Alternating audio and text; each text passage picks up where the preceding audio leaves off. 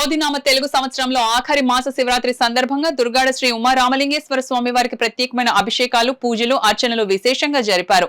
అధిక సంఖ్యలో భక్తులు స్వామివారిని దర్శింప చేసుకున్నారు. కాకినాడ జిల్లా పిఠాపురం నియోజకవర్గంలోని దుర్గాడలో కొలువై ఉన్న శ్రీ ఉమారామలింగేశ్వర స్వామివారి ఆలయంలో ఈ తెలుగు సంవత్సరానికి ఆఖరి మాస శివరాత్రి సందర్భంగా ఆలయ అర్చకులు దత్తు వీరబాబు దీక్షితుల ఆధ్వర్యంలో స్వామివారికి పంచామృతాభిషేకాలతో పాటు వివిధ పండ్ల రసాలతో, సుగంధ ద్రవ్యాలతో ప్రత్యేకంగా అభిషేకాలు చేశారు. అనంతరం వివిధ రకాల పుష్పాలతో స్వామివారిని దివ్యంగా అలంకరించి నీరాజన మంత్రపుష్పం అందించారు. అధిక సంఖ్యలో భక్తులు వచ్చి స్వామివారిని దర్శించి తరించారు.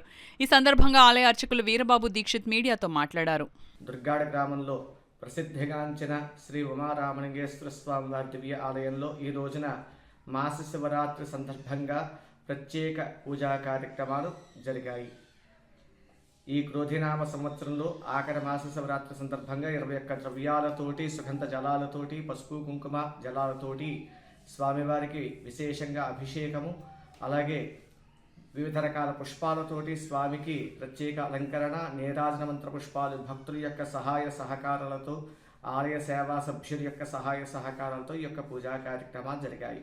హర హర మహాదేవ, శంభో శంకర హర.